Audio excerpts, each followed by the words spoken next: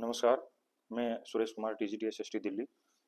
तो आज हमारी दूसरी वीडियो है और इस वीडियो में हम लेकर आए हैं अप्रैल 2025 में यूपीएससी द्वारा एनडीए की जो परीक्षा करवाई गई उसके महत्वपूर्ण जीएस से संबंधित कुछ प्रश्न। इसमें हमारे 15 प्रश्न हैं, लेकिन 15 प्रश्नों के साथ हर प्रश्न से आपको 4 या 5 क्वेश्चंस या फैक्ट्स आपको मिलेंगे, यानी कि एक वीडियो से आपके 50 से 60 प्रश्न तैयार होंगे और इसमें हम व्याख्या के सहित आपको बताएंगे कि ये प्रश्न या आंसर या फैक्ट्स जो हैं किस प्रकार आपकी तैयारी के लिए महत्वपूर्ण है। तो हमारा आज का पहला प्रश्न है, निम्न में से कौन सा पंचशील के 5 सिद्धांतों में शामिल नहीं है। तो इसमें पहला ए ऑप्शन है, एक दूसरे की क्षेत्रीय अखंडता और प्रभुत्व का सम्मान, बी समानता और परस्पर हित, सी शांतिपूर्ण सहअस्तित्व और डी परमाणु प्रसार। तो इसमें पहले जो 3 ऑप्शन है ये पंचशील के सिद्धांतों में शामिल हैं, लेकिन परमाणु अप्रसार जो डी ऑप्शन है वो पंचशील के सिद्धांतों में शामिल नहीं है। जो पंचशील के सिद्धांत हैं इसका जनक भारत के प्रथम प्रधानमंत्री जवाहरलाल नेहरू थे और उन्होंने ये सिद्धांत दिया था JN नेहरू। और ये समझौता भारत और चीन के बीच में 29 अप्रैल 1954 को किया गया। इसमें पंडित जवाहरलाल नेहरू ने पंचशील सिद्धांतों में 5 सिद्धांत दिए थे, जिसमें हमारा ए, बी और सी जो ऑप्शन है ये तीनों उसमें शामिल थे। और चौथा और जो 5वां इसमें सिद्धांत था, चौथा था आक्रमण न करना, यानी कि बाह्य आक्रमण न करना, और 5वां है आंतरिक मामलों में हस्तक्षेप न करना। उसके बाद हमारा दूसरा जो प्रश्न है, तो सभी दोस्तों से एक बार अपील है कि सभी हमारे चैनल कंप्लीट GS 360 को लाइक, शेयर और सब्सक्राइब जरूर करें। इसमें आपको बीच बीच में इस तरह की वीडियो मिलती रहेंगी जिनमें जो करंट में परीक्षाएं होती हैं उनसे महत्वपूर्ण प्रश्न आपके सामने रखे जाएंगे और साथ में NCERT के जो महत्वपूर्ण प्रश्न हैं जो आपके बेस के लिए बहुत जरूरी हैं वो भी साथ के साथ चलते रहेंगे। तो हमारा दूसरा जो प्रश्न है वो है, 17वीं शताब्दी में भारत में मक्का किसके माध्यम से पहुंचा था। ऑप्शन ए पुर्तगाली, बी अफ्रीका और स्पेन, सी चीन और मंगोलिया और डी तुर्की।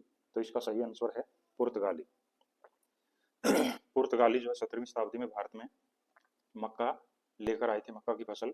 और पुर्तगाली मक्का जो है मेक्सिको से भारत लाए थे, मेक्सिको से भारत लेकर आए।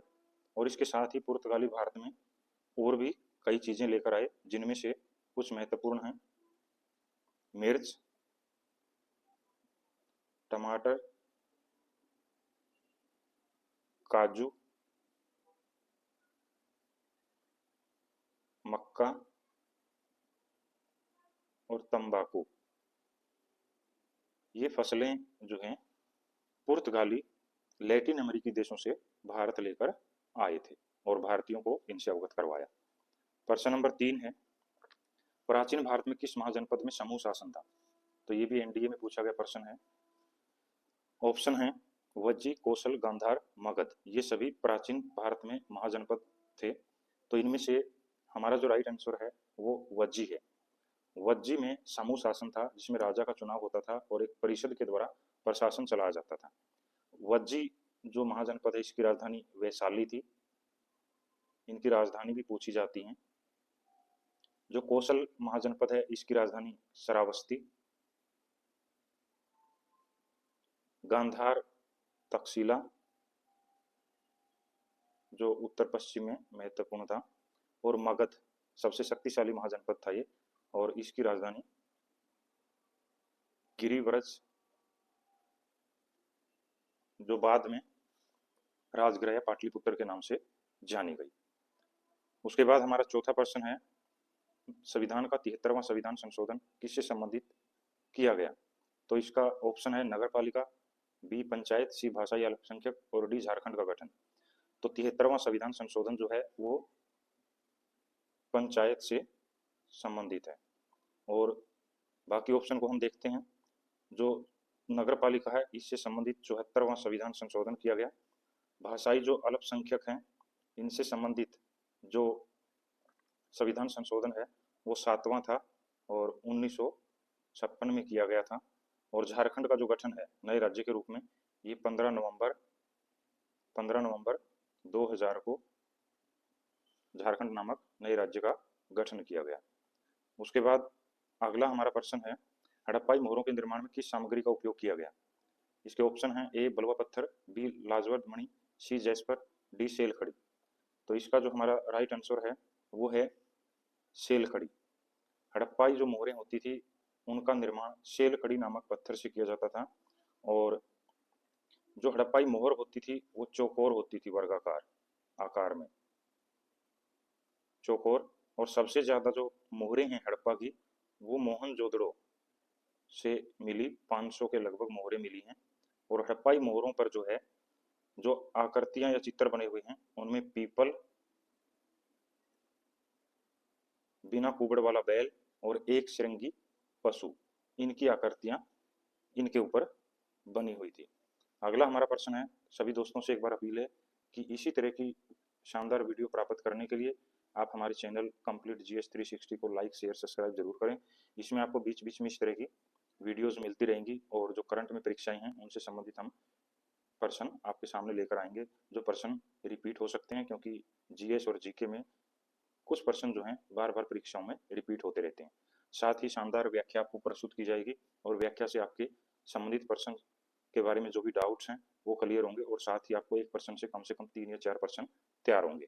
तो अगला हमारा प्रश्न है, निम्न में से कौन सा वयस्क मताधिकार प्रथम प्रदान किया गया, यानी कि किस देश ने सबसे पहले वयस्क मताधिकार को प्रदान किया। ऑप्शन है यूएसए, श्रीलंका, जापान, भारत। तो इनमें सबसे पहले जो विश्व में वयस्क मताधिकार था वो यूएसए में प्रदान किया गया। यूएसए 4 जुलाई 1776 को स्वतंत्र हुआ ब्रिटेन से, और इसमें जो है उसी समय से आंशिक रूप से मताधिकार प्रदान किया गया, लेकिन उसमें कुछ कंडीशन थी, बाद में उसमें सुधार किया गया। यहाँ पर महिलाओं को 1920 में पहली बार मताधिकार दिया गया, और भारत में जो मताधिकार है वो 1935 का भारत सरकार अधिनियम था, उसमें महिलाओं को भी और पुरुषों को भी प्रदान किया गया। उससे पहले भी जो मताधिकार प्रदान किया गया था उसमें कुछ शर्तें होती थी सभी के लिए, यानी कि सार्वभौमिक वयस्क मताधिकार का नियम लागू नहीं था। अगला प्रश्न है, निम्न में से सूफीवाद से संबंधित शब्द है। ये चारों जो शब्द दिए गए हैं, पहला ऑप्शन जजिया, बी इज्मा, सी मुकदम, डी मुरीद। इनके बारे में देखते हैं। तो हमारा जो सूफीवाद है इसका भारत में जो प्रवेश है वो 11वीं-12वीं शताब्दी में हुआ, और मोइनुद्दीन चिश्ती जो है वो एक महत्वपूर्ण सूफी संत थे, जिसके बाद भारत में सूफी परंपरा का तेजी से विकास हुआ। तो इसमें सूफीवाद से संबंधित जो शब्द है वो है मुरीद। मुरीद का मतलब होता है शिष्य, और मुर्शीद होता है गुरु। बाकी इसमें ऑप्शन देखते हैं। जजिया जो है एक धार्मिक कर था जो हिंदुओं पर यानी कि गैर मुस्लिमों पर लगाया जाता था मुस्लिम शासकों के द्वारा। इज्मा ये इस्लाम से संबंधित शब्द है, और मुकदम जो है ये मुगल काल में प्रशासन की एक व्यवस्था थी जिसमें ग्राम यानी कि गांव के प्रधान को मुकदम या मंडल कहते थे, उससे संबंधित है। अगला हमारा प्रश्न है, जे चैडविक ने परमाणु के किस कण की खोज की। ऑप्शन है ए इलेक्ट्रॉन, बी प्रोटॉन, सी पॉजिट्रॉन, डी न्यूट्रॉन। तो इसमें हम देखते हैं हमारा जो आंसर है वो है न्यूट्रॉन। जेम्स चैडविक ने न्यूट्रॉन की खोज 1932 में की थी, और जो परमाणु है परमाणु की खोज ये 1803 में डाल्टन ने की थी।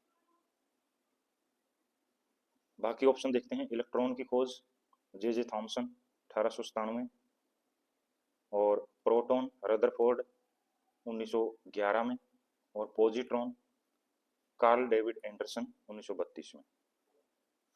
तो ये सभी आपको महत्वपूर्ण जो पॉइंट हैं नोट करने। अगला जो हमारा प्रश्न है, अम्ल वर्षा के लिए वर्षा जल का पीएच किससे कम होना चाहिए। ऑप्शन है ए 7.0, बी 6.6, सी 5.6, डी 8.0। तो इसमें हमारा जो राइट आंसर है वो 5.6 पीएच से कम होना चाहिए जो अम्ल वर्षा होती है। और अम्ल जो वर्षा होती है ये इसमें सल्फर डाइऑक्साइड